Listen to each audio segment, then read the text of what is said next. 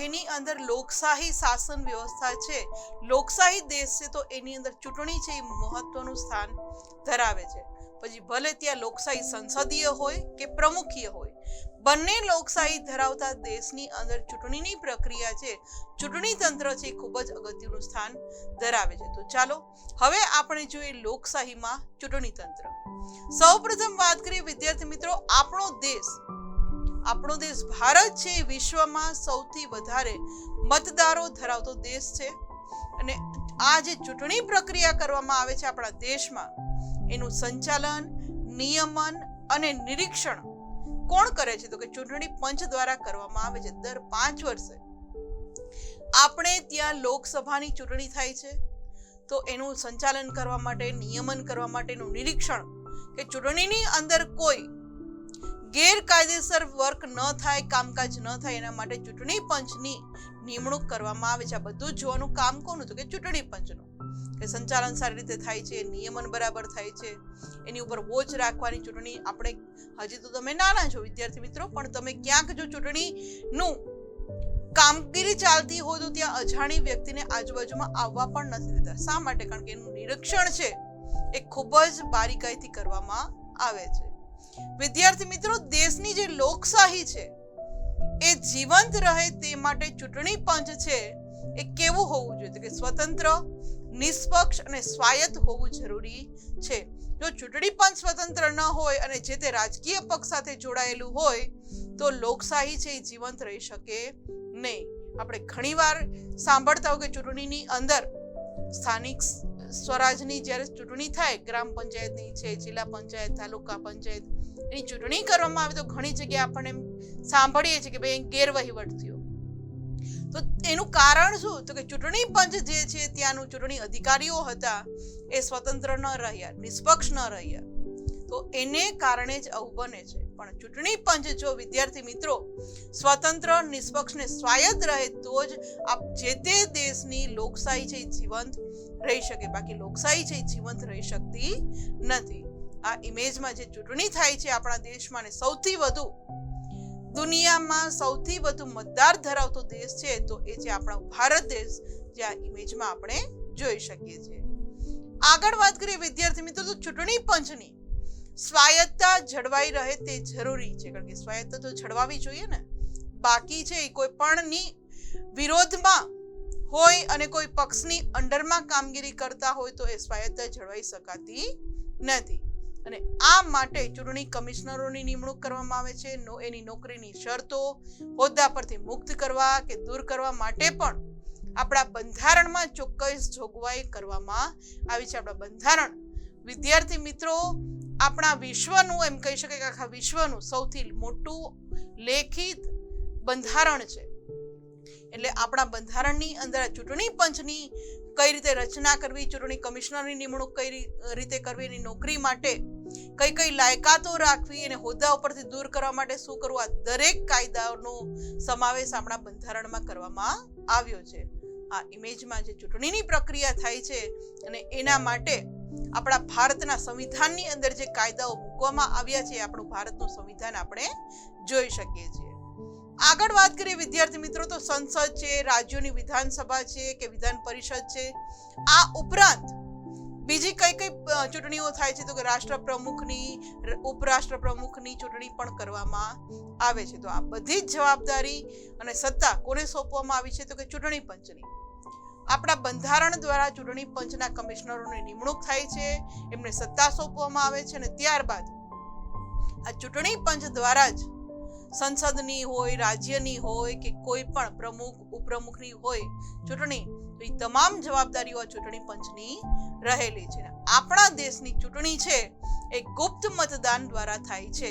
કે કોઈ પણ વ્યક્તિ છે મતદાન દેવા જાય તો કોઈ બીજી વ્યક્તિને ખબર નથી પડતી કે એને કઈ રાજકીય પક્ષને મત આપ્યો. એટલે માટે કહી શકાય કે આપણા દેશની અંદર જે ચૂંટણી થાય છે એ ગુપ્ત મતદાન દ્વારા કરવામાં આવે છે.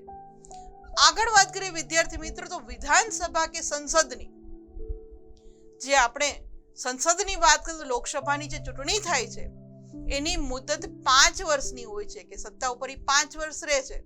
અને જેવા જે તે શાસક પક્ષના 5 વર્ષની મુદત પૂરી થાય ત્યારે તેનું વિસર્જન કરીને ફરીથી નવેસરથી ચૂંટણી કરવામાં આવે છે. તો ફરી એક કામગીરી કોના દ્વારા કરવામાં આવે છે? તો કે ચૂંટણી પંચ દ્વારા કરવામાં આવે છે. અને કોઈ પણ વ્યક્તિના જ્યારે આ સરકાર જ્યારે આપણે જોયું કે સ્પષ્ટ બહુમતી મળી પણ એમાંથી અમુક સભ્યો છે એ પોતાનો ટેકો પાછો ખેંચી લે કે રાજીનામા આપી દે તો સરકાર છે એ પડી ભાંગે છે, એનું વિસર્જન થાય છે. અથવા તો કોઈ વ્યક્તિ છે એનું અવસાન થાય તો એના અવસાન થવાથી કોઈ રાષ્ટ્ર પ્રમુખ બનાવ્યા હોય, સપોઝ કે આપણા વડાપ્રધાન છે, તો જે તે સમયે આપણને ખ્યાલ છે કે આપણા વડાપ્રધાન જ્યારે વડાપ્રધાન પદ, આપણા ઘણા બધી એવા વડાપ્રધાન છે કે જે વડાપ્રધાન પદે હતા અને એનું મૃત્યુ થયું, જેમ કે ઇન્દિરા ગાંધી છે, એમના પુત્ર રાજીવ ગાંધી છે. તો એ વડાપ્રધાન હતા અને એનું અકાળે મૃત્યુ થાય છે, તો એનું અવસાન થઈ જાય તો ફરીથી ચૂંટણી કરવામાં આવે છે. એટલે કે કોઈના અવસાનથી, રાજીનામાથી ખાલી પડેલી જગ્યા થાય તો એની બેઠક ભરવા માટે ફરીથી ચૂંટણી યોજવામાં આવે છે અથવા તો પેટા ચૂંટણી યોજવામાં આવે છે. આ ઇમેજમાં આપણું સંસદ ભવન કે જ્યાં લોકસભા બેસે છે એ આપણે જોઈ શકીએ છીએ. આગળ વાત કરીએ વિદ્યાર્થી મિત્રો, તો ચૂંટણીની તારીખોની જાહેરાત કરવી, ઉમેદવારી પત્રક ભરવાથી લઈને તેની ચકાસણી, કારણ કે ઉમેદવાર બનવા માટે પણ આપણે અગાઉ જોઈ ગયા કે જે તે વ્યક્તિને જો લોકસભાની ચૂંટણી લડવી છે, રાજ્યસભાની ચૂંટણી લડવી છે, વિધાનસભા, વિધાન પરિષદ, જે તે ચૂંટણીમાં એને ઊભું રહેવું તો એના માટેની લાયકાત નક્કી કરવામાં આવી છે કે એની પાસે શું લાયકાત હોવી જોઈએ. ડાયરેક્ટ એ ઉમેદવારી પત્રક નથી ભરી શકતા. એટલે કે ચૂંટણી ક્યારે યોજવી, ક્યારે 5 વર્ષ પૂરા થાય છે એની તારીખ જાહેર કરે, જે તે ઉમેદવારને આ ચૂંટણીની અંદર પ્રતિનિધિ તરીકે ઊભું રહેવું છે અને એ જે ફોર્મ ભરે છે, ઉમેદવારી પત્રક ભરે છે તો એની ચકાસણી કરે છે, કારણ કે એની લાયકાત બધી જોવી પડે. ઉમેદવારી પત્ર પાછું ખેંચવાની તારીખ પણ આપે છે કે ભાઈ કોઈ પણ વ્યક્તિને એમ થાય કે અમારે નથી રહેવું તો એની તારીખ પણ જાહેરાત કરે છે. ઉમેદવારની અંતિમ યાદીની જાહેરાત પણ આ ચૂંટણી પંચ દ્વારા કરવામાં આવે છે અને જે તે રાજકીય પક્ષને પોતે ચૂંટણીમાં નવો પક્ષ આવે છે કોઈ પણ તો એને ચૂંટણી પ્રતીક ફાળવવા માટેની કામગીરી પણ આ ચૂંટણી પંચ દ્વારા કરવામાં આવે છે. તો જોયું ને વિદ્યાર્થી મિત્રો કેટલા બધી કાર્યો થાય છે આ ચૂંટણી પંચ દ્વારા, કે ચૂંટણીની તારીખ જાહેર કરવી, ઉમેદવારી પત્રક ચકાસવા, ઉમેદવારી પત્ર પાછું ખેંચવાની તારીખ જાહેર કરવી, ઉમેદવારની અંતિમ યાદી જાહેર કરવી, જે તે પક્ષને ચૂંટણી પ્રતીક આપવા માટેની પણ એને કાર્ય કરવામાં આવે છે. આ ઇમેજની અંદર જે આપણું ઇલેક્શન કમિશન છે કે જેને આપણે દિલ્હીની અંદર આવેલું છે એ આપણે જોઈ શકીએ છીએ. આગળ વાત કરીએ વિદ્યાર્થી મિત્રો, ચૂંટણીની તારીખો જાહેર થાય તે સમયથી જ આચાર સંહિતા લાગુ પડે છે. આપણને ખ્યાલ છે કે આપણે આ આચાર સંહિતા શબ્દથી ખૂબ જ જાણીતા છે. તો આચાર સંહિતા એટલે શું? તો કે ચૂંટણીની તારીખો જાહેર થઈ જાય એટલે તરત જ આ આચાર સંહિતા જે તે કામગીરી છે આ સરકારની એની ઉપર સ્ટે લાવવામાં આવે છે, એટલે આચાર સંહિતા લાગુ પડે છે. સરકાર આચાર સંહિતાના અમલ દરમિયાન લોકમતને પ્રભાવિત થાય તેવા કોઈ નીતિ વિષયક નિર્ણય કે લાભકારી જાહેરાતો કરી શકતી નથી. ત્યારબાદ શું થાય કે જે તે સત્તા સરકાર ઉપર જે પક્ષ છે એ પછી એવું લોકોને હવે પ્રભાવિત કરવા માટે સારા કામ કરે લાસ્ટમાં, કે કોઈ એવા નિર્ણય જાહેર કરે કે પ્રજાના હિત માટેના કાર્ય કરે, કોઈ જાહેરાત આચાર સંહિતા લાગુ પડે એ પછી કરી શકતી નથી. કારણ કે લાસ્ટમાં એવું કામ કરે તો લોકોને એમ થાય કે ઓહો આ સરકાર, આ રાજકીય પક્ષ તો બહુ સારું છે તો ફરી એને મત આપે, જેના કારણે ચૂંટણી પંચ છે એ ચૂંટણીની તારીખો જાહેર થાય એ સમયથી જ એ આચાર સંહિતા લાગુ કરી આપે છે. જે આ ઇમેજમાં આપણે જોઈ શકીએ છીએ અલગ અલગ ચૂંટણીની કામગીરી.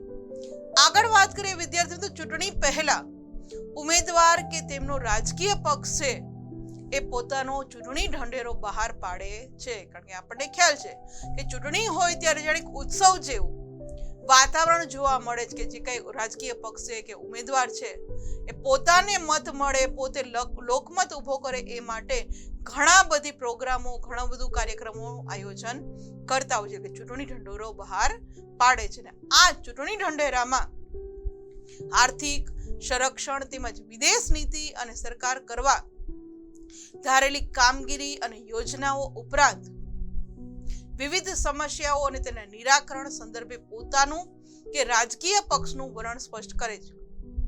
એ જે ઢંઢેરો બહાર પાડે છે એમાં શું કરે? ભાઈ અમે ચૂંટાઈને આવશું તો અમે નથી, આપણે ઘણીવાર જોતા હોય છે કેટલી જાહેરાતો કરતા હોય કે ઘરે ઘરે પાણી લાવશું, નળ અમે મુકાવશું, ફરવાના બગીચા બનાવશું, આ કરશું, ઘણી યોજનાઓ લાવશું, સર લોકોને કોઈ મુશ્કેલીઓ નહીં પડવા દઈએ. હવે ઘણી બધી યોજનાઓ છે એ આ રાજકીય પક્ષ અથવા તો જે તે વ્યક્તિ છે કે જેને આ ઉમેદવાર તરીકે ઉભો રહ્યો છે એ આ રીતે ચૂંટણી ઢંઢેરામાં પોતાના રાજકીય પક્ષનું વલણ બતાવતા હોય છે. જે આ ઇમેજમાં આપણે જોઈ શકીએ છીએ કે કઈ રીતે પોતાનો પક્ષ છે એના દરેક ઉમેદવાર ચૂંટાઈને આવે એ માટે ચૂંટણી ઢંઢેરો કરતા હોય છે, જે આપણે જોઈ શકીએ છીએ.